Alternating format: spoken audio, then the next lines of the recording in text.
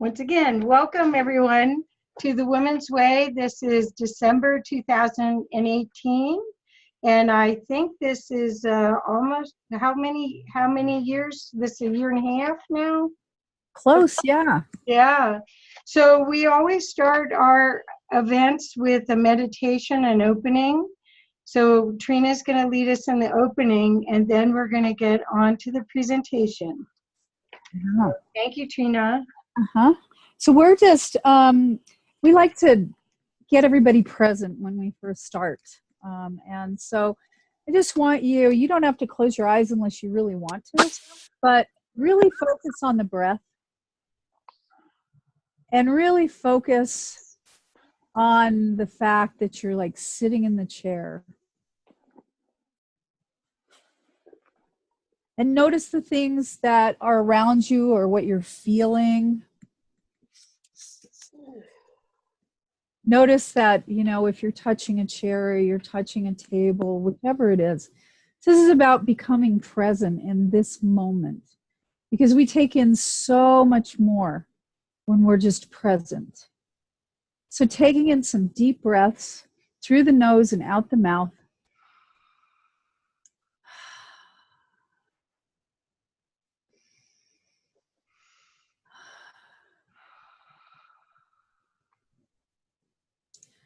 And just allowing your body to relax as you're breathing.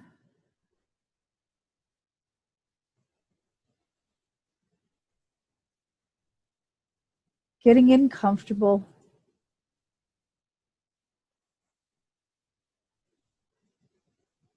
And if you're feeling a little bit stressed or from the busyness of the day, let's just kind of leave that behind as well and touch in with the heart. Just breathe into the heart.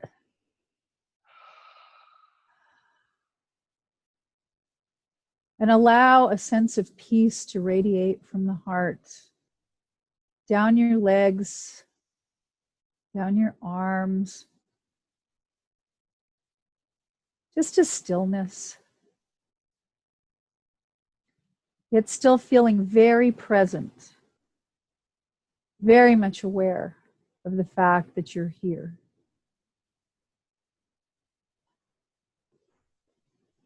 And then focusing on the mind and just allowing some of the thoughts to dump out. I always like to imagine it as a room that's completely empty except for those little thoughts running around. And I open the door and just sort of push them out as I breathe. Until the room becomes empty. And then I just close the door.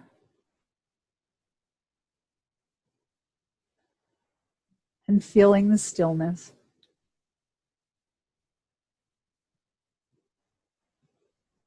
And then also connecting in to that higher spiritual self. The connection with the divine. And allowing that awareness to come forth in yourself.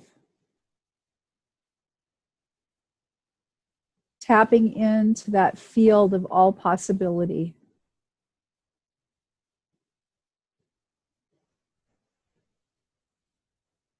And knowing that whatever little nugget or even whatever you have to contribute tonight will show up and you will be aware of it and either take it into you or share what comes present for you.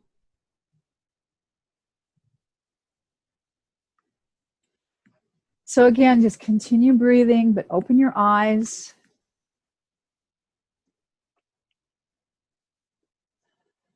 Feeling the stillness. And also touching into the magic of this time of year, the really beautiful place of peace, the well-wishing, and the wonderful stories that we hear. Tonight is about the stories.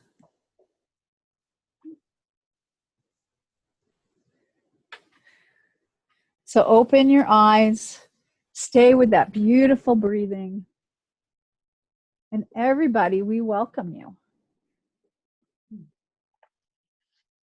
Thank you, Trina. You're welcome. Yes. So now I'm going to share my screen so that you can all see. That's the inside. Whoops. Whoop. There we go. So tonight we're going to talk about how to connect to your audience with storytelling. And I think you're really going to enjoy this overview, and hopefully it sparks a bunch of great ideas for you. That's our hope. So Trina?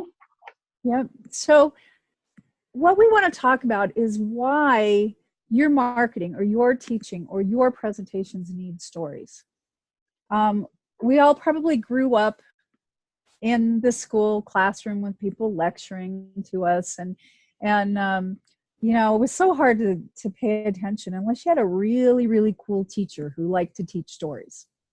And that is one of the things that I learned when I was growing up, was that my teachers, I had a couple in particular that had a story for everything or an experience for everything. And as a presenter, as a teacher, or if we have our own business, our job is to share an experience. It's to share what it is that we're offering to the world.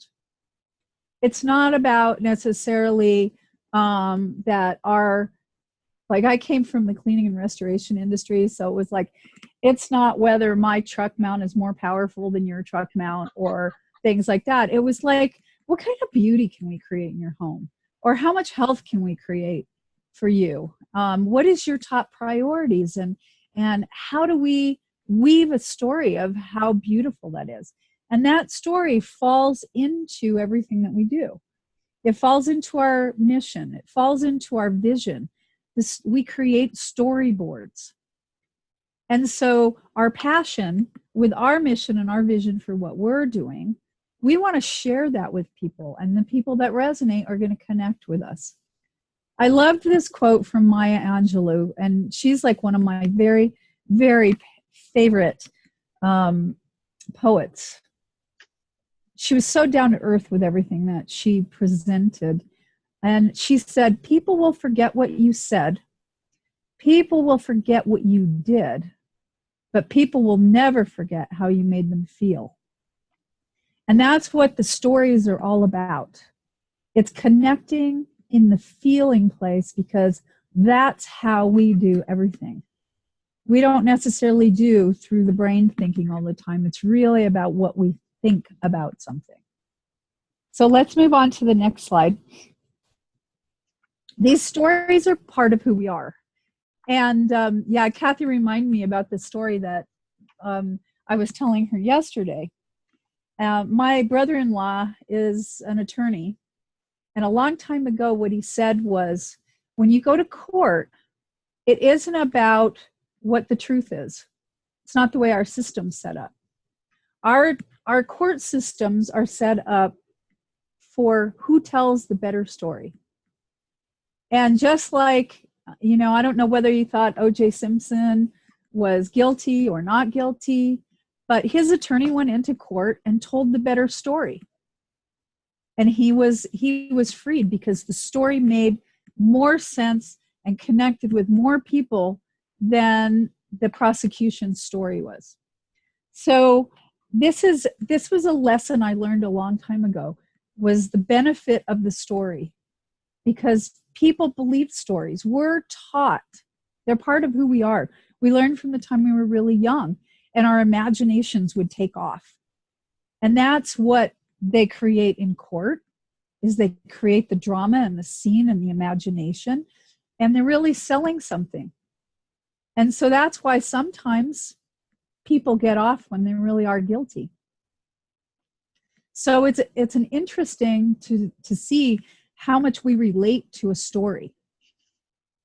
And this particular slide says, after nourishment, shelter, and companionship, stories are the thing we need most in the world. When we grew up, that's how we began to learn, was learning about the stories in our environment. And so they are a key piece of who we are, and we relate to them. We connect with them. It's why we love movies and why we love TV. You know, some of the stories, the documentaries, it's key. It's key in how we learn. Next slide. Okay. I wanted to add something here that Nahid and I were at a class presentation last weekend where the presentation was about Joseph Campbell and about how he explained how he worked with myth, which are stories, and how important that is for our culture. And that almost everything in our society is based on stories. So I wanted to share that as well. Okay, so this is actually part of footage that I'm not going to play, but you can see, this is actually video footage. It's not a picture, but even in the picture, you can see the emotions that grabs you with, that they lived. And doesn't that make you want to buy a Subaru also, because you want to live through that? So you can see how powerful the visual effect is, but also that the emotional, it grabs you with emotion. And that's what stories do. So in this video, it's a commercial for Subaru. They actually take you through the storyline and let you know that they lived, so that you're brought right into it. And it's a very visceral feeling. So you can see how powerful that can be. So Trina, this is for you. Yeah, this is so this is a quote from John Gottschall, and he did a study about how stories make us human. But he says we are as a species addicted to story. Even when the body goes to sleep, the mind stays up all night telling itself stories. And when you think about it, we go into dreams, and then we get up in the morning and we tell our dream stories to somebody else, and something happens to us and we tell the story over and over and over again. As a species, we really, really are addicted to the story. And you can see that play out in media all the time, especially with reality TV, even though we can't stand it. You know, but look at how much advertisers are willing to pay because the story that's brought forward. And they know people buy stories. And last night, I was listening to, Larry really likes the show The Voice. And I was watching the way they produce The Voice. And they always tell the little story, the little clip about the people and how they got to where they are or why they want to do something. And you get involved in the characters and your heart goes out to them and you connect with the singer that you want to have win. And but I heard the word story so many times in that show last night. You know, we're bringing this story, or I really want to share my story, or and the whole thing was about story last night. And I said, this is a word. This is the way we connect. The time of the lecture kind of thing is starting to go away. And even video games now. Think about the stories in the video games and all the gaming and how huge it is. And people are addicted to creating their own stories in these video games. So this is a piece of us that it's been there since we were young.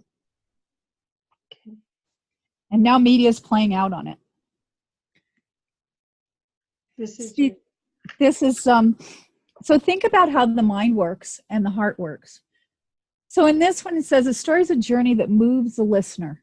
And when the listener goes on the journey, they feel different. And the result is persuasion and sometimes action. I talk a lot, and I know everybody here understands the word observer. When I started learning about, connecting in with the observer and connecting in with, sorry, I'm just getting over a cold. Connecting in with the observer. The story I was taught to understand it was, If you go to a movie and you listen and you're watching the movie and you get all caught up in the emotions of it and things, you feel through the whole movie. You might find yourself crying, you might find yourself laughing, whatever it is. But if you want to become the observer and detach, you have to think of yourself as as like a critic who would come into the story, and they'd be watching the screenplay, and they'd be watching the actors, and they'd be listening to the music. When we tell stories with people, we want them to engage. And that's what our mind does. Our mind listens for that data, and our heart picks up the emotion and the feeling of it. So just like you can switch back and forth between being the observer and being the person caught up in a drama, we can do the exact same thing when we're teaching. And I loved it when I was in a train the trainer class, and my trainer would jump back and forth. Literally on the stage, he'd be playing and he's going, okay, I'm now the teacher and I'm putting my teacher hat on, and he'd give us the data.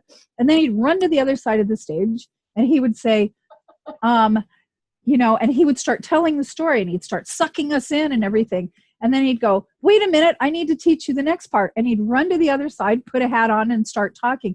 So he was jumping back and forth between these things. And all of us were laughing hysterically because we felt ourselves drawn in. We knew we were being drawn in, and we couldn't help ourselves because the stories were so compelling. So bringing that into what you offer in your teaching or what you do is key, because you draw the people in. So this is a little bit of the science behind it. When we're looking at data, or we're being kind of lectured to or whatever, without a lot of stories, only certain parts of our brain light up and become active. Most of the emotional and sensory pieces aren't involved, and that's why we can find ourselves falling asleep in a really boring lecture, or you know, just not connecting in with what's going on. And especially with data, if you are not a numbers person, and you're not going to connect. And so if you're giving data to people in an audience, you need to make it fun so that they pay attention and they stay connected with you, because they don't like the data pieces of it. Other parts of the brain, though, are triggered by the stories. The parts that open up the heart, the parts that bring in emotion, they get triggered. And when we get that head moving with the heart, then our stories stick and people learn a lot better. So the interactive pieces, role playing, getting people to buy in, telling a very compelling story, that's going to trigger the brain and it's going to trigger the heart, and people are going to remember. Next one. There we go. So here's the fun stats. Stories are 22 times more memorable than facts alone. And think about yourself being in a presentation where you're just hearing all the stats, but if somebody throws in that story about it, somebody comes in with something that's really entertaining, or actually gives you a visual with the stats, a demonstration. I always remember being a kid trying to understand adding. When the teacher brought in some apples, and she had 4 apples, and then she, on one side, she said, okay, we have 1 apple here, and then we take another apple and we put it over here, and how many apples do you have? And that was 2.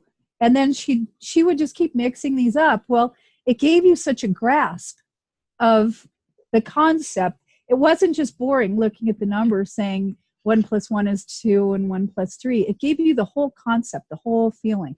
So use some of the visuals. Whether you're writing, one of the things I learned in the Train the Trainer with the stories even was the whiteboard, and not necessarily using a PowerPoint, but handwriting everything. Because when you handwrite it, it's like a mystery and people want to know what you're doing. and they watch while and it sucks them in more. So being able to handwrite is something that's fabulous. The other piece of this is stories and data used together move this intellectually. And the quote here was, there's two ways to share knowledge. You can push information out, which is something that we learned a long time ago. Just keep pushing it and pushing it. Or you can pull them in with a story. So great storytellers we can sit and listen to forever. And then they make their point at the end and you all go, aha, I get it. That's the cool part. So let's go to the next one. Indigenous people, we all came from the fire as far back as our roots go. And so we have a cellular memory of learning from story. Indigenous people did not have books. They did not write things down. They may have used story stones or sticks or something like that that would help involve people.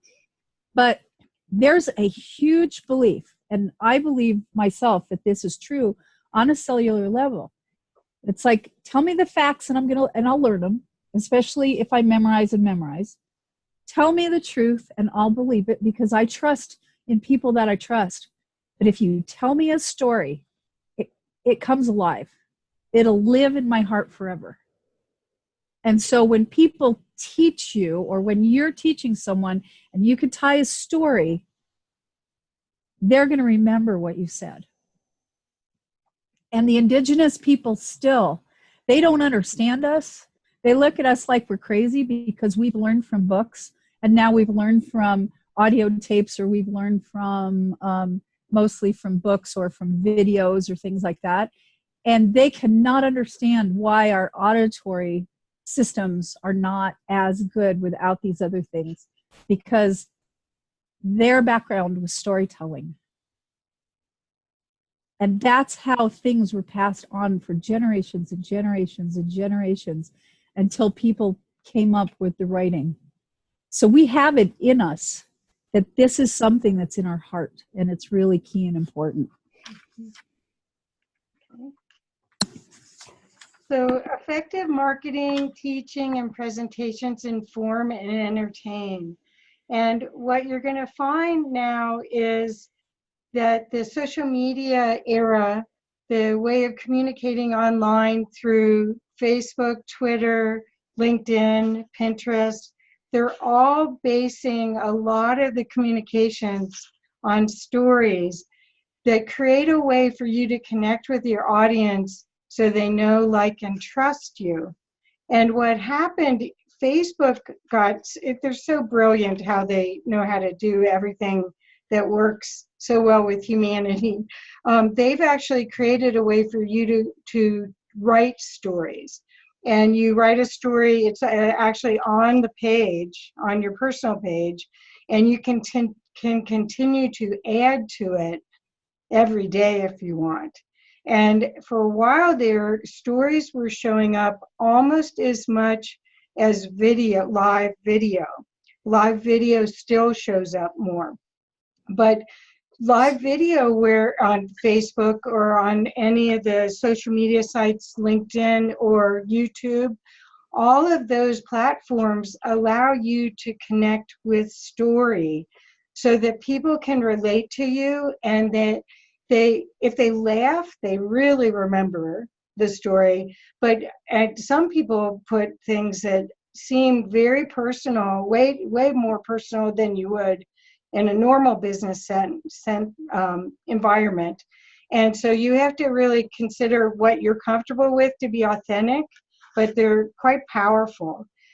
Stories have a psychological effect, which we all know, especially if you're drawn into it. If you relate to the person that's telling the story, you're almost at the edge of your seat as they're telling it. Because what happened next? And how did you deal with that?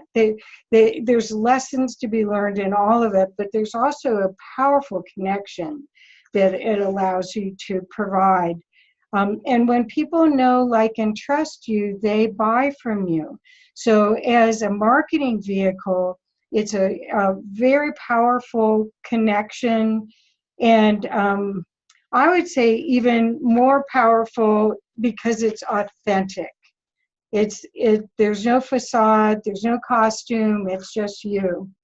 And of course, there's tricks and processes that we could talk about of how you start with a story, end with a story. And we can talk about that at some point if you'd like. We didn't add that much of that information here, but just so you know, there are ways to build storylines that really suck the audience in. And we do have that information if you'd like to know it. Okay? But one of my most favorite people in the world, which also Elsie loves, is Seth Godin. And he says, marketing is no longer about the stuff that you make, but about the stories you tell. And Seth Godin is, I just got his brand new book, by the way. I have all of them. The man is just a genius. He creates a way to be totally authentic but disruptive at the same time. So a story can knock you off of your center. Just like what Trina was talking about, that statistics can put you to sleep, stories just are electrifying, magnetic. So we'd like you to think about your favorite brand stories and what made them memorable. Because if you think about it, you know, when we were growing up, there were commercials where you learned how to spell. you learned, they really programmed us with these commercials, but they really were telling you brand stories. And when you think about Rin Tin Tin and some of the shows that we watched as kids, and they really pull you in. And Andy of Mayberry, it was just one story after the next. So when you think about it, you can do the exact same thing on Facebook and YouTube. And I highly recommend that you consider doing that, where you'd almost create it like a chapter, an episode, and give them a piece and then stop and then a piece, so that you'll see. Even now on YouTube, it used to be that people would put an intro presentation, a little video, and an outro, which is what they call at the end, like bookends to videos. And now a lot of people are telling you the storyline and then doing their intro video.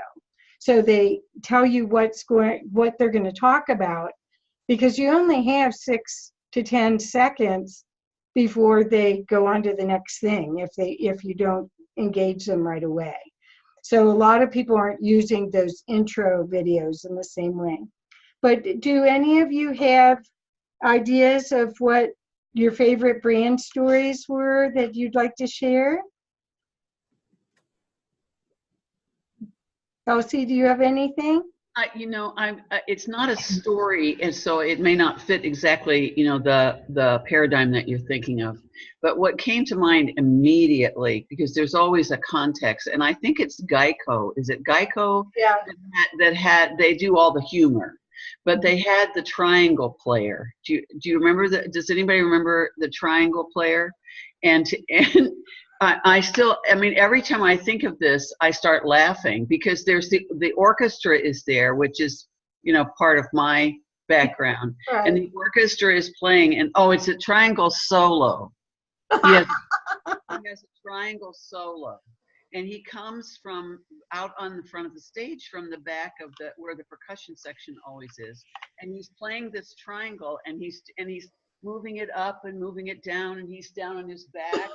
And they do shots of people in the orchestra who are all just sitting there while you hear nothing but the triangle and giving these strange facial expressions. And honest to Pete, I could tell you what happens almost from the very beginning to the end. And I found myself looking for it. They didn't keep it on all that long, but I found myself looking for it, because every time I saw it, and I was alone every time. I would laugh out loud. That's great. I'd ever seen. Now the story, you know, they always have a little tagline at the end, you know, about the product, and they would have had something, you know, going in and coming out. I don't remember that part so much as I remember the, you know, the cleverness of the of whoever created that piece and other pieces that they did. The very clever ways that they get the message across. Their message at the beginning and the end is pretty much the same each time, but they have a way of engaging that is I think is magic. And it's the humor that really catches you too, right? I mean, that's what the more that we can add humor or a little bit of wit Right. to anything that we say, it just people. That's what Seth Godin does. I mean, there's this sharp wit that you go, that was brilliant, and that sticks in your mind. Well, you can do the same thing with media right now. You can do that on your blog. You can do it on video, and you can do it on social media. So, yeah. Bob, do you have a favorite story from a brand? Couldn't resist when you said Andy Griffith. Andy Mayberry.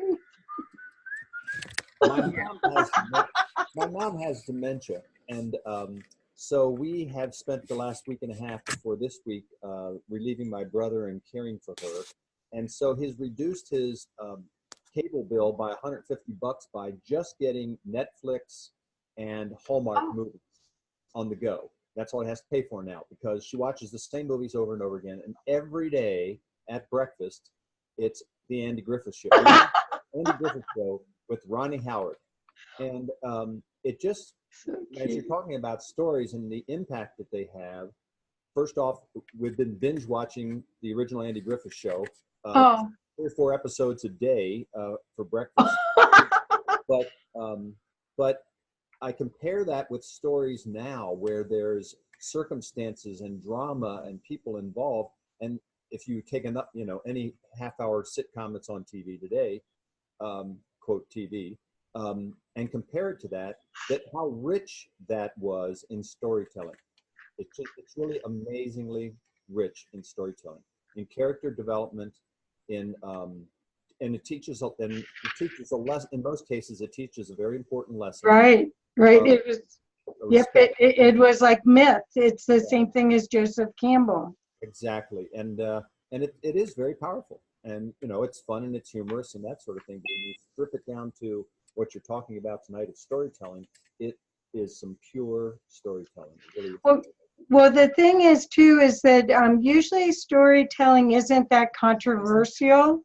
It's usually for the hero's journey, or to give a psychological aspect of a situation, but it's not usually to have polarity in it normally. And that's what you see in the newer versions, is it's cynical and a lot of snide comments, things that we would get our mouth washed out with soap if we would have said at the dinner table. I mean, it's really a different culture than but you don't have to do that to get attention. There's still a lot of people that want the heartwarming. Well, I'd also add another story for your consideration. As recently as today, I'm jumping into, they're already 40 minutes in, so I'm hoping they'll send the recording. Oh, there's somebody else here. Today's installment of Democracy Now! Is an amazing storytelling. And they're broadcasting this week from the COP21 Climate Summit. And the main person they had on the whole hour is a 15-year-old student who has been on strike in Sweden about climate change. And her story and the interview with Amy Goodman was just brilliant. I mean, it is the purest of stories. And there's more story to it. This young lady has Asperger's. Her mom is an opera singer, nationally renowned opera singer who traveled the whole world.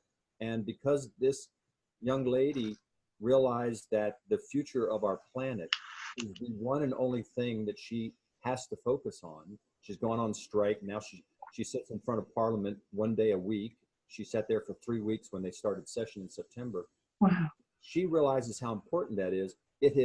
They had her father on with her during the second segment because somebody had to drive her there because, of course, she doesn't fly on airplanes because that has too big of a carbon footprint. Oh, wow. And so she tells the story from such a personal standpoint. And while people have been trained to think that the discussion about climate chaos is a political discussion, it's really not. And this young lady of 15 has a way through her entire story of how her parents have actually had to change their lives have chosen to change their lives because of her story to them. Wow. We talked about all of that on the show. It was a truly amazing story. That's fantastic. Thank you, Bob, for sharing that. I did see that on Facebook, and I think you posted it. I was very impressed with that. I mean, these are people walking their talk. It's like Gandhi, I mean, it's this peaceful protest that look at what Gandhi did with it. Yep. Right? Yep. So, yeah. So, Nahi, do you have a story for us that you want to share? Not really, but I see that I see the power of it. I connect with that. I see that how much I spend. Actually, Bob was mentioning on Amazon with all these TV series, and this kind of in the royal families of 17, 16, 18 centuries. And it's like, those are all my stories. It's like, I am not forced to learn something or believe something. I'm just, it's a story. I just take it as it's appropriate and is related. I connect with that. So I am seeing that it is something in here. For me, that is why I'm listening. Right. Oh, good. Seeing my own stories, what I was observing is like, as you were talking both, that it's like there are pieces in my own personal stories that I always leave out because they are very powerful and very personal. And it's kind of what was coming forward for me. This time I'm going to put it all in. Yahoo! That is what is going to make it. We need to know those stories. Yeah, that's what's going to make it juicy. So I'm being encouraged by what you are sharing. Oh, good, Nahi. Thank you. Well, one of my majors in college was art history, and I was fortunate enough to live in Italy and study the Renaissance. And all of the art was based on the stories of the Bible. People couldn't read, so they'd go to church and see the paintings on the wall or the stained glass windows.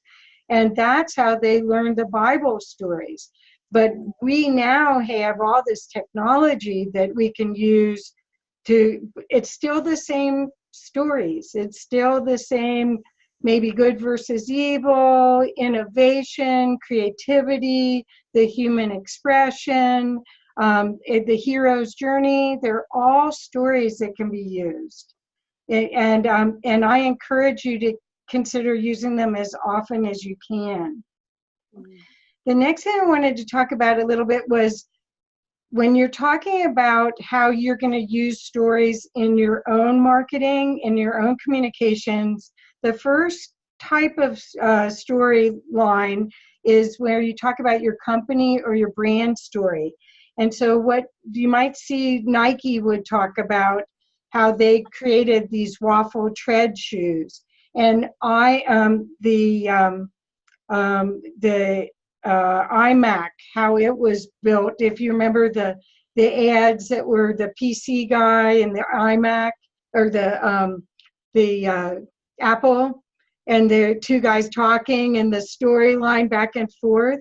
I mean, those stories really, I think that sold a lot of computers. So when you see that, where you can contribute to the storyline so people can relate to you. The people that did startup businesses, that they did it in their basement, or they started it on their dining room table together in a small group. We love to hear those stories because we want to participate in it. We can almost see ourselves around the table with them. So I want you to consider using those. And then the other thing is that if you tell your brand story, you can talk about how the values of the company are embodied in what you do. So the waffle thread shoes, the way that they were created originally is the Nike founder Bill Bowerman one day just got a wild hair, and he poured this plastic, the rubber, into a waffle iron. And that's how he made those shoes soles. And so to tell that story, you go, wow, that was just, you see, these are like inspirational, like, wow, what a creative idea. And so that's why I showed this, as I thought, my goodness, where did that inspiration come from? For me, those come in the shower when I take a shower. So Trina, do you want to talk about this one? I will. Another type of story that you can use is your personal story, especially if you've had something that you've overcome or whatever. I put the picture of the book in here because I actually have a chapter in this Speaking Your Truth book. The whole book is based on courageous stories of different people. And I use the one that I put in this book, which is about letting go, which was, basically letting go of my ideas of controlling things and kind of giving them over to a higher power, and the amazing effect, the grace that I received from doing that. And I use this story, but a lot of personal stories that people have is this, how they overcame a difficulty or adversity, and their brand may be totally built on overcoming. That may be the way that they started their company. There was a gentleman, his name was Jerry Trailer, that we met years ago, and he had, I want to say, what's an MS? It was something like that, but he had the hand, the crutches, the arm things and stuff, and he couldn't walk, he couldn't stand up without him. But he was on this personal mission to say, you can overcome anything. And he would tell his story about how the difficulties and stuff, and then what he was able to accomplish. And one of the biggest things was the skydiving. And there was just a beautiful story about a girl that was up on Facebook this past week, that she has like muscular dystrophy. She can't really use her arms and legs. She's a young child, but she paints. And they showed the pictures of her paintings that were just, and people were just saying, oh, I would love to buy that. I'd love to buy that. So if you have some stories in your background overcoming difficulties, that's when you want to weave your personal story into your brand and what you're bringing forth, and whether it's in a teaching, whether it's in a book, however you're going to do it. But tell your personal stories, because people connect in with them. Everybody has struggles and everybody overcomes. And so the personal stories really connect to the heart. The next one is about product stories. So if you've got a product that you're developing or that you've got out on the market, it's fun to talk about why it happened. Like here we've got the Sony Walkman, and that was really started because an executive from Sony would carry a cassette player around with him on his business trips. And he thought, this is so crazy. We need something that's more compact, something that's more user-friendly, and went back and said, I need you guys to develop this. So a lot of the product stories, another one that I love are the people that created, those little things that you put on wine glasses so that you can identify which wine glass is yours? Yeah. That came out of somebody's kitchen with the woman who just said, I'm going to tie like little ribbons and little things on the glasses. And everybody said, oh, this is so cute. This is so awesome. And she just started making them and producing them. And pretty soon everybody caught on and started making them.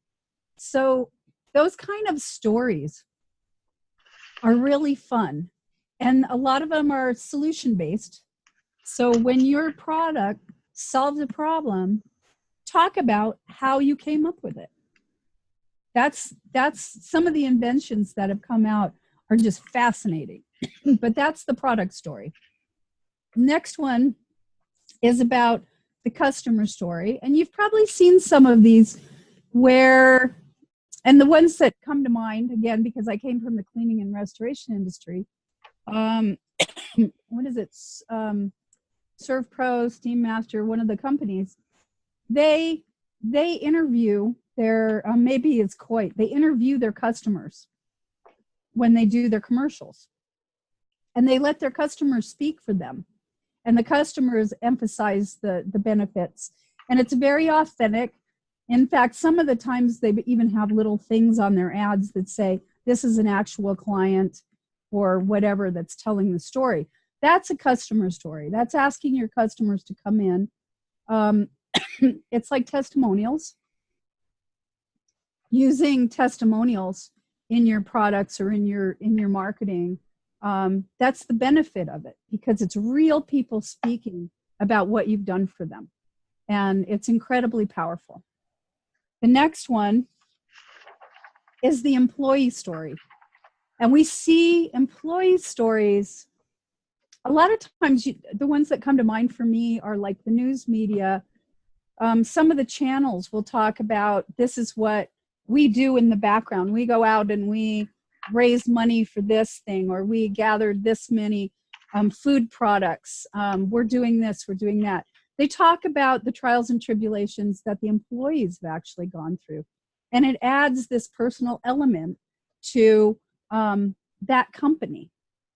And so those are sometimes people highlight a particular employee in their marketing or advertising that just, this is our best employee, this is what he does, here's his family, introduce them. It makes it so much more personal, especially if you're doing a newsletter and you're working and you've got different employees that work with you.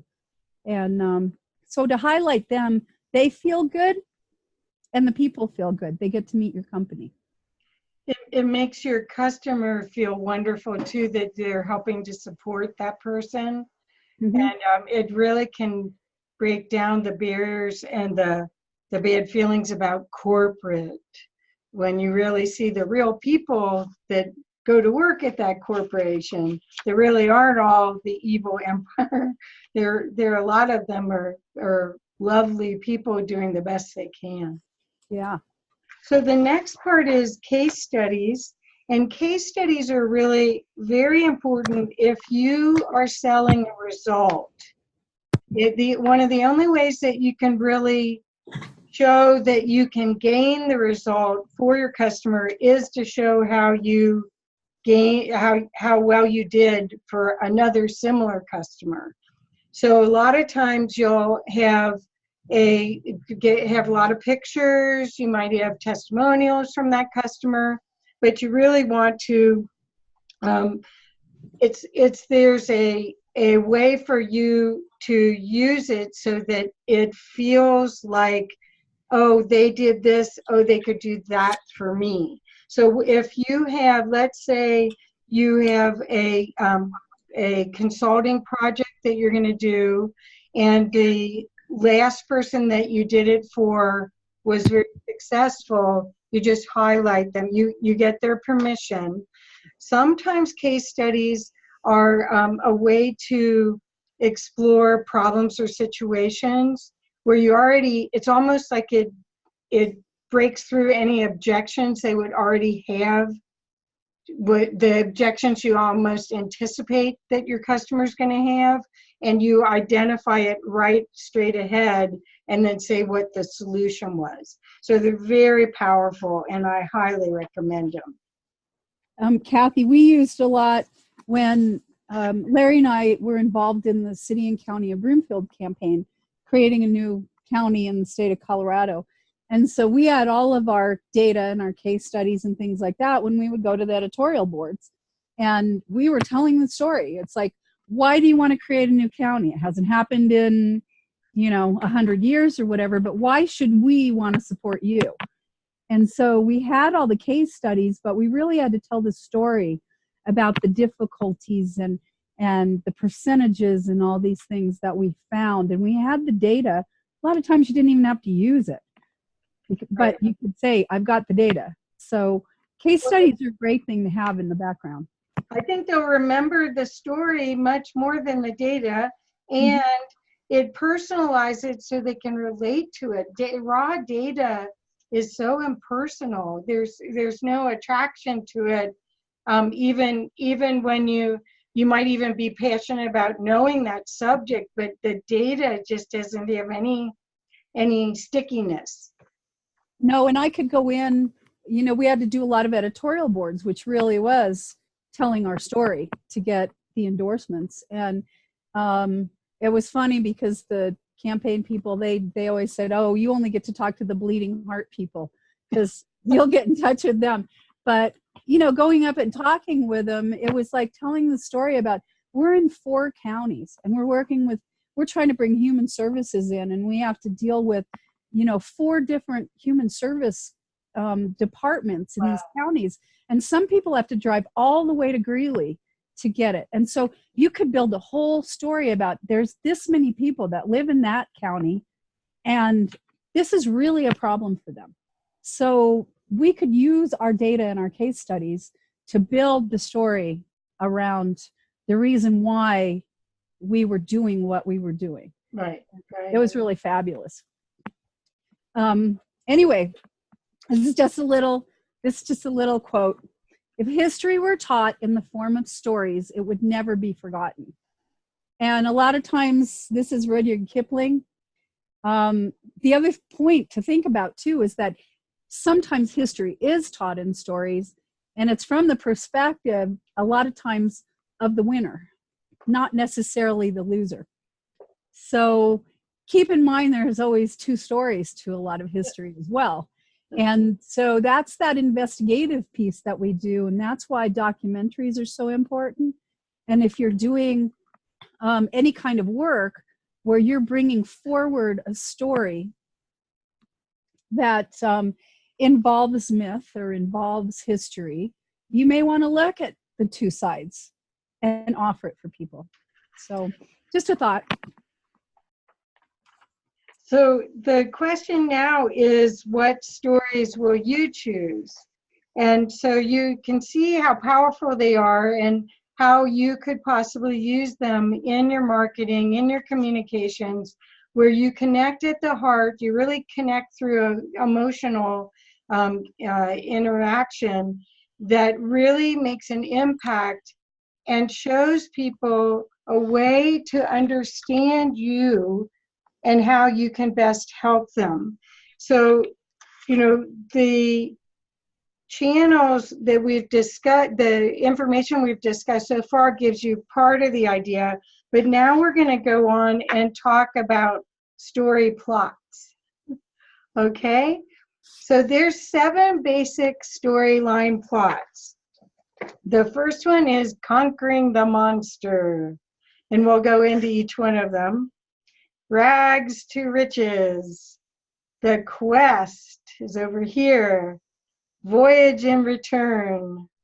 Tragedy.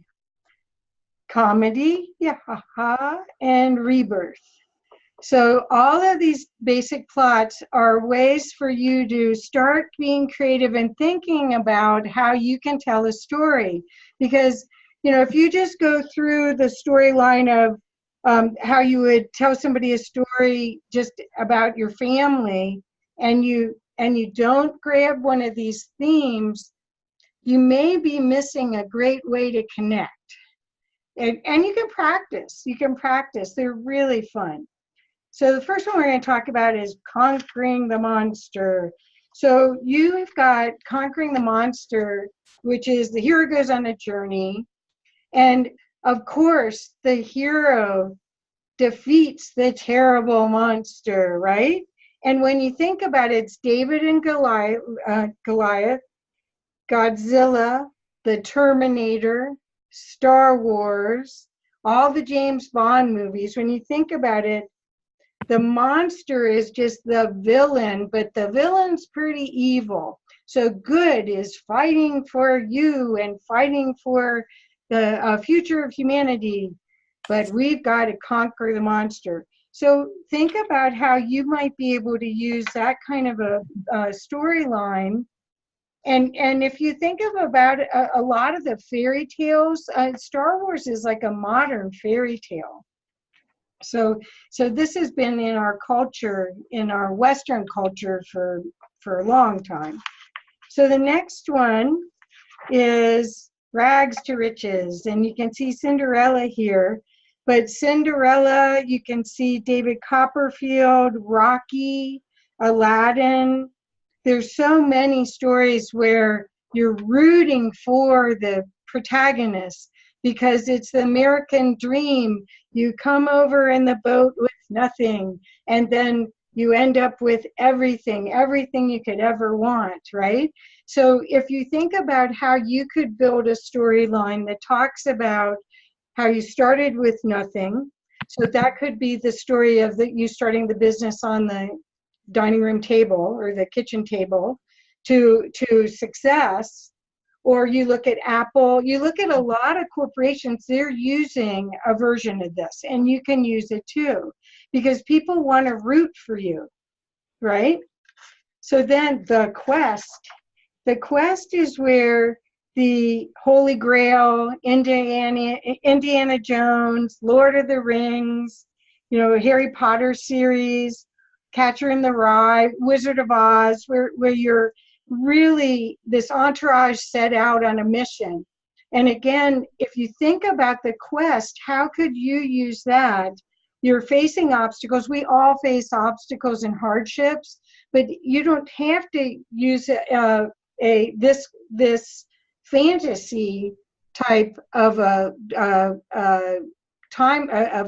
storyline. You can use this in your own experience. That, let's say you tried, let's use Edison or some of the early inventors, how many thousands of times they tried before they faced obstacles, and the hero, the quest, he couldn't stop, he had to keep going.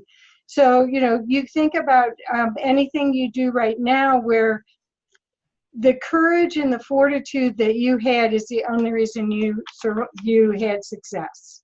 That's a great story, and people love it. Think about Don Quixote. Right. He was like the fool on a quest, but everybody loved him. Yes. So the next one is the Voyage and Return. So from Homer to Luke Skywalker, you've got all these people that have created storylines that touches the nerve with those who've traveled from home. So again, kind of like a hero's journey, but it's about, because in the other forms of journeys and talking about journeys, you may not go back home. You may just push through and end up in another far land. But in the Voyage and Return, you come back home. But you come back home totally transformed to a much higher, more divine space. And you could use that in a way to explain what you're doing. So the other part of this is homecoming. Everyone wants to be nurtured and brought back home. Everyone needs that safe haven feeling of home. And so this is another way that you could use this. So Alice in Wonderland, Back to the Future, they kept going back and forth, but they always came back home. And he wanted to come back home and be right where he was so he could use the knowledge he learned to have his sweetheart and to do the things that he wanted to do. They didn't want to change the future. So, and I think a lot of the stories that we really, really love, even from childhood, have this homecoming feeling to it that's an emotional release. And then, of course, there's tragedies. So it's tough to use this in marketing, but there's Bonnie and Clyde. I mean, Bonnie and Clyde had a great time until they died. So, I mean, the thing is you could talk about the tragedy of it in a way that maybe, so a tragedy story could be if you invested in the other form, and I forget what it was called. It wasn't VHS, but there were two forms of videos. One was VHS and one was this other kind. And the industry went to VHS. Well, if you already bought the other and you thought the quality was better, but the consumers didn't buy it, that's a tragedy, in your opinion. So you could use that. So it could be based on some fatal character flaw or weakness. In the example that I'm giving, it was somebody at the top decided to use VHS. So, you know, who knows why they did, but it's the same things happen like what we're seeing now with hemp, where originally hemp was used for paper, and then they tragically have used trees for paper, and now hopefully again we're going to go back to hemp because it is a better solution. So that story could be seen as a tragedy until that total shift happens. And then in these tragedies, death is a happy ending. So it's not that easy to use this one. I just wanted you to know about it so that you know that it's another storytelling vehicle. And then of course, comedy. So comedy can be even like the Three Stooges, where the slapstick kind of comedy. It doesn't have to always be, not all comedy is witty because the audience won't always get it. And not all comedy points a finger and makes fun of others.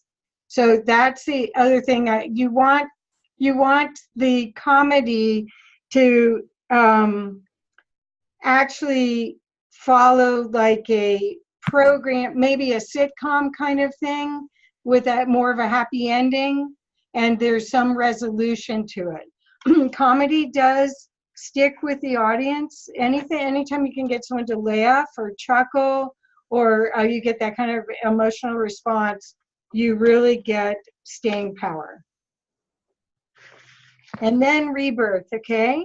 So rebirth can be used very effectively because this is the story, most heroes' journeys, and a lot of corporate speakers that teach speaking use this paradigm where they say, start at the storyline of where you are now, then you go to the lowest point of where you were, and then it's a hero's journey to come back up. So it's the rebirth coming back up. And then and because that's a miraculous recovery, and then you end at a much higher spot than where you begin. And that is taught right now with professional speakers, this type of communication.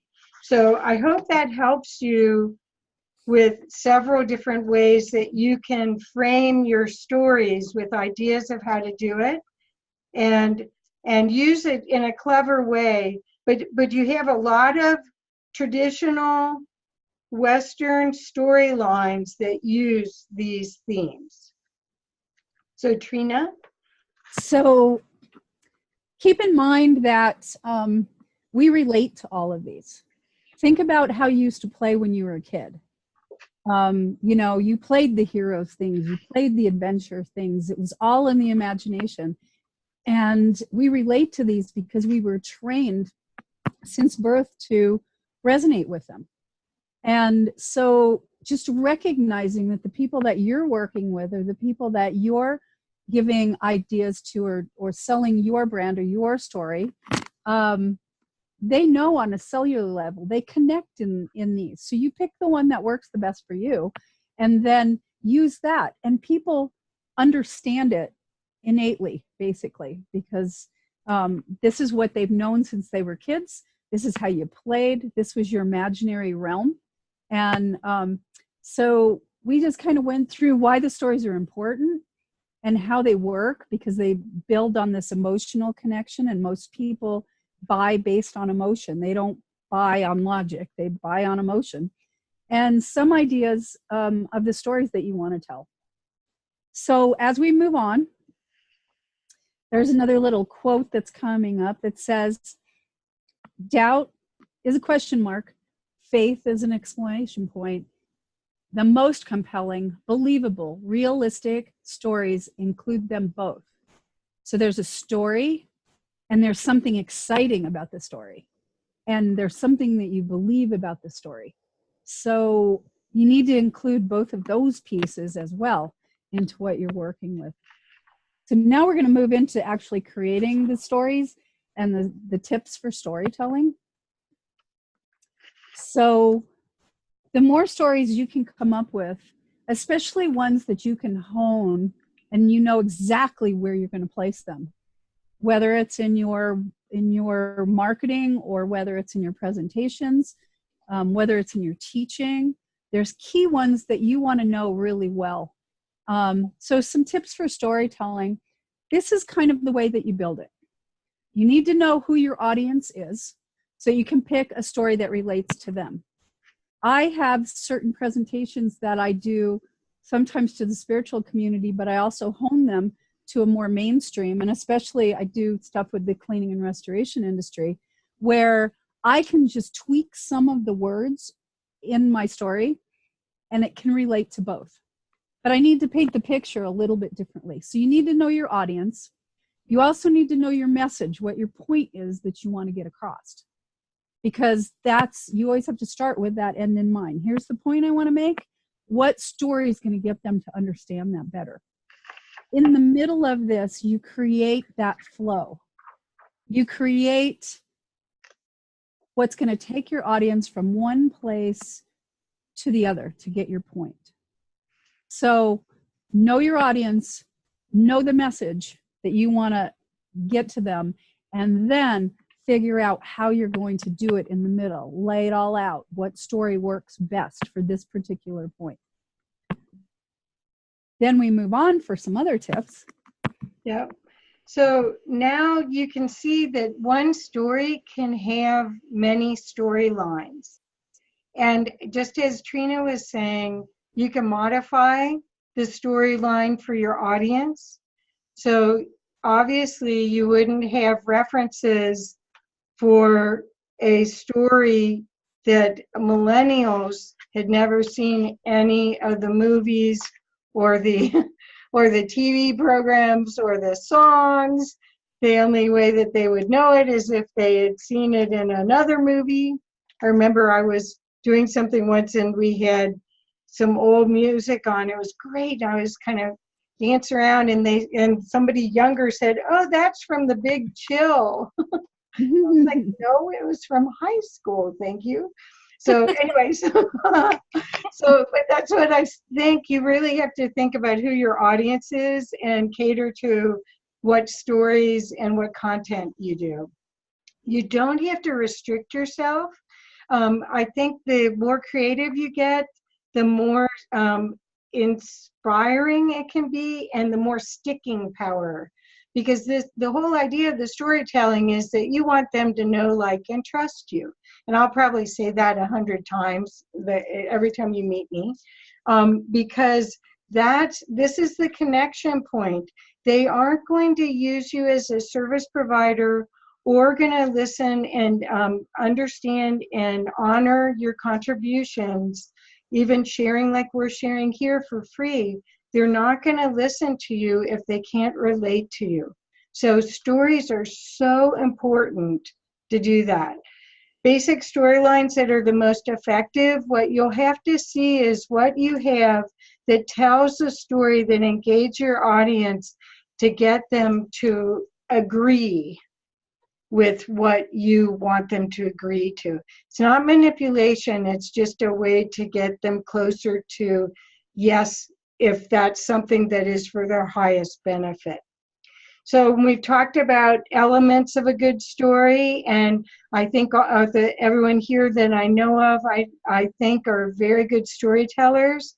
But I want you to think about that when you see those plots that we just talked about, all the different types of stories, of where you might be going from one storyline of a hero's journey to struggle to the homecoming.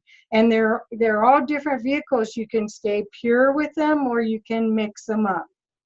So you want to make your stories as effective as possible. And of course, this is because you're taking people on a journey. And the place that you want to leave them is a place of a much more of upliftment. This isn't to tell a story to depress them. It's a story to tell them that there's solutions and a way to go that might be to your benefit. So if you're offering training or books or other processes, all of you, I think almost everybody in here does some sort of training, then you know that you want your story to be effective so that they'll see the value in what you're offering. And then you want to create a plan for producing and distributing the story. And as I've mentioned earlier in this presentation, YouTube and Facebook are great places for you to use if you're going to speak your story, because YouTube and Facebook have live. So you don't have to write it all down and make it all pretty and make the grammar just perfect. You can actually just share your story, and it's just a humongous connection. And again, Facebook does have a place for you to write it if that's something. It's almost like a journaling exercise if you prefer to do it that way. But I will tell you that the live presentation is shown to more of your audience than the writing presentation is. So Trina? So these are some things to remember, to think about. And especially if you're doing any kind of a class or a teaching, or you're face-to-face with people in what you're doing. You need to remember that you set and hold the energy. And it's really important when you're telling stories and when you're working with the people that you command the stage. And don't let it get out of your command when you're doing it, because it's easy. It's easy to have someone come in that kind of takes over and starts telling their stories. So you have to decide, is that worthwhile for you when you're working on the schedule? The second thing is making sure that you have a really good eye contact and really good heart to heart. It's like open yourself up, because when we're doing stories, it's about the authenticity and it's about the heart, because that's how people connect to us. That's how they resonate. So for you to get uncomfortable and it makes them feel uncomfortable, it's okay. For you to become vulnerable in your story, even to the point of feeling teary-eyed, it's okay, because it's authentic and people touch, they touch in with that. They understand that. It's okay to get raw. It's okay to be really raw and when you're telling your stories. It's okay to have the emotion, whether it's super exciting and a lot of fun and silly and creative that way, or whether it's something that's really deep and personal. It's okay. It's just, you need to know that the more you open yourself up and the more you let yourself be seen, the more people are going to connect with you and what you bring forward. So it's not about you, it's about your message, but the way that you get your message across is about opening yourself up and being vulnerable and allowing them to see you. So that's why people resonate to these videos, because people are being really raw and really authentic in some of the things that they're doing. And some of those are the ones that people share the most, are the ones that really connect to the heart. So on with the next slide. We're almost to the end here. Yes, thank you, everyone. So now it's time to start working on your story. And our recommendation is to focus on one story first. Don't go crazy making 5 stories. You only need one to really start with that really brings people along, because what you're doing is you're practicing and you're going to get better and better and better at it. So, and people are very forgiving. In fact, they've done studies when people were perfect doing a presentation, like a storyline, versus they made a little bit of mistakes, they stumbled a little bit, and the trust factor was low on the people that were perfect. So keep that in mind when you're trying this, that you don't have to be perfect, you just have to start, just like everyone, and that your audience is very forgiving. I mean, I know some of you came from the corporate environment, and it may not have been felt like it was forgiving, but in this environment now that we live in, it's very forgiving. So the other thing you could do is, if you need help, you can work with experts and work with writers. There's a lot of people available. We could help you if you want. But it's really something about first getting clear, where do you want to lead these people for their highest good? If you truly in your heart feel that what you're doing is going to make a difference in these people's lives, then your story really, you would be reticent if you didn't lead them to your benefit, right? To a way to help them be a better person, do their product or their service better.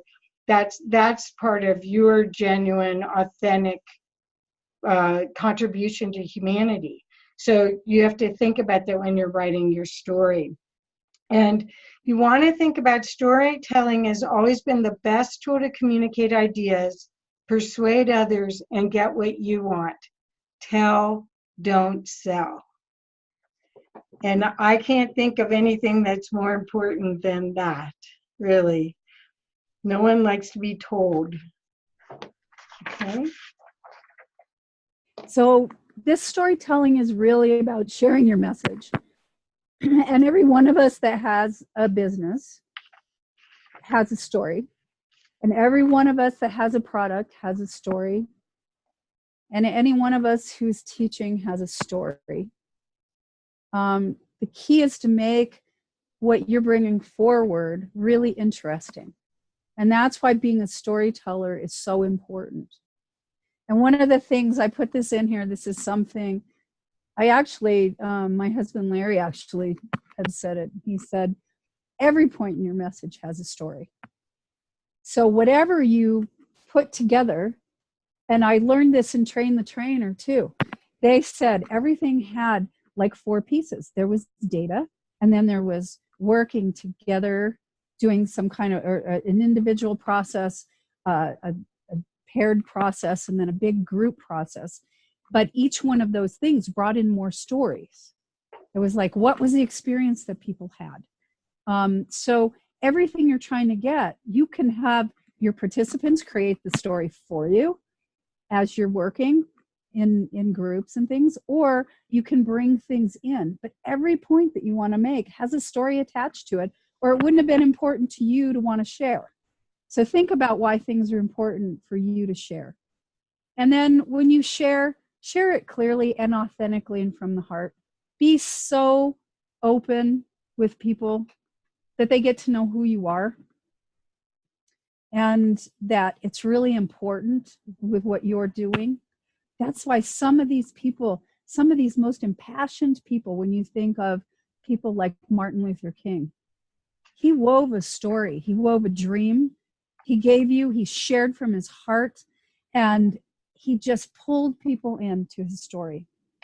So this last quote here is by Orville Ray Wilson, who runs this Elite Speakers Academy. And I really liked it because he said, when I coach other speakers, the goal is always the same, to reveal the masterpiece within. So it's taking yourself, that beauty and that unique individual person that you are, and allowing it to come out. And in order to own the stage, you have to be absolutely authentic, your genuine self, and the real deal. So if you get in front of a group or whatever you're doing, just know that that genuineness of who you are, when you have your passion to do whatever it is that you're doing, that passion has to show through. And that sharing has to be authentic. And the storytelling piece of it is the way that you expand on what you have. So gather your stories and share them. Share yourself with people. Whoops. Excuse me. So we have a couple more minutes left for any thoughts or stories that people have, or questions, comments. I wanted to share very quickly that on Sunday, first of all, thank you both for this was wonderful. Thank you both very much. It was incredibly creative. I'm struck by how much creativity there is in everything that you're suggesting to do. So that's exciting. But I wanted to share very quickly that on Saturday, I had the opportunity to participate in a local women's expo at one of the businesses nearby. And there were it's at a wellness business that I'm connected with, not in a business way, but I do a lot of wellness practices there and know the owners. The thing that struck me and I came home with was how many of the women who were there selling, they were actually selling, or they were talking about their product or what they had created. And there were people, some women who had created their own businesses. There were some who were distributors for others. There were a variety of different offerings that the women had. One was an insurance agent. One was a realtor. It was just a variety of different kinds of things.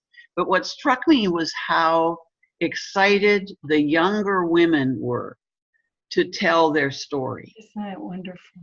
And they would stop by I was there with my book and talking about the writing and the facilitation and all of that.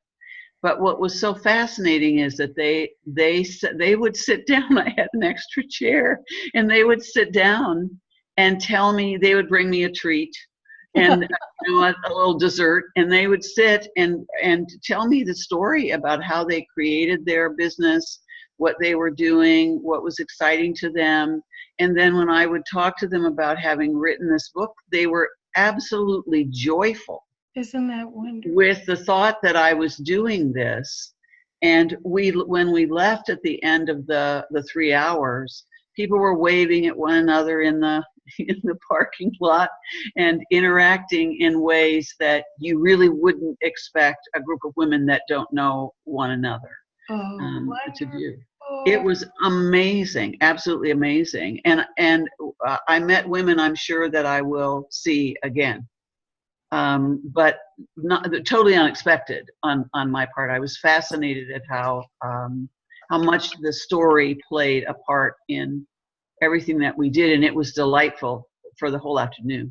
The time just flew, and it was fun. So I wanted you to know that, because I thought it was. I don't know if you've been in situations where that's a typical kind of thing, but it was sort of the focus of what happened on Saturday. Isn't that wonderful? Mm-hmm. Appreciate you sharing that. Yeah. Thank you. I have been in some groups like that, and it's just amazing. And some of the most fun things to do is just walk up and sit down and say, tell me about you and what you do. Right. And that's what was happening. It was fascinating. It was fun. Very interesting. And the passion, that's what the fire in the belly, that's what we live for. Right. Right. And I was learning from them, because I don't do these events very often. I was learning with how they distributed what they were doing and how they were talking about what they were doing. And they were obviously learning something from me. They seemed to be comfortable with that. But it really was, a very interesting experience based on the whole storytelling thing that we're talking about. That's wonderful. Thank you for sharing. Mm-hmm. So Bob, do you want to, do you have something to share? Trina was the trainer, your trainer was jumping around the stage. Was that Rob Riopel? Yes, it was. Couldn't guess. Huh? One of the best I have ever worked with. Yeah. Yeah. I didn't take that class. Noelle took that class with Rob. Yeah. And also this is excellent information, presentation, and Yeah, flow. it You was. two work so well together in the way you co-present. It's really lovely. And I really appreciated the plots were new ways for me to think about storytelling. I mean, I Yeah. was aware of some of them. I wouldn't necessarily have had a label for them, but it's really to be able to use them to understand how people are sharing stories, and to do it myself is very helpful. And I'm going to compare it also because in the last couple of weeks we met the executive director of the International Storytelling Center. Wow. In Whoa. Jonesboro, Tennessee, the oldest city in Tennessee. And we ran into him a couple of months ago in a coffee shop, and ran into him in the same coffee shop last week in Johnson City.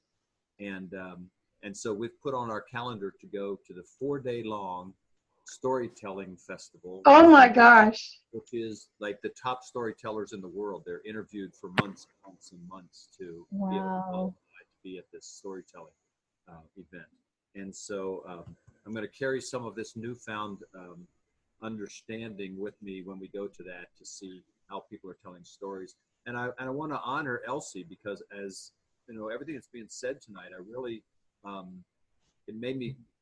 it reminded me of how rich your participation was in the co-creators convergence last year. Oh, Because thank you, Bob. your storytelling, Elsie, to set us all in a frame of being able to experience the process and activity with you Oh, was memorable. It was really memorable. Yes, it was wonderful. thank you very much. I really appreciate that. Thank you. And what are you doing this year is the Yeah, next what are you doing? Like the shadow stuff. I don't know. I'm already looking at shadow stuff. Yeah, I think, yeah. Kathy told me, really, it's showing up already. Yeah.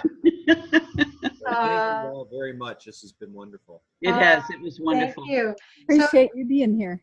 And Nahid, do you have anything you want to share? I just want to say thank you. I learned a lot, and I trust that I needed to be where I am right now. With just the timing of what comes forward, come to my space. I do appreciate. I learned, yeah, it was just, Oh, thank you. Thank you so much. I hope I see you again before you leave. well, I hope we can Yeah. either talk on the phone or, Yeah, we can. yeah. Great. Love you. Thank you. Thank you, Trina, as well. I loved it. You're welcome. Thank you, Trina. Yeah.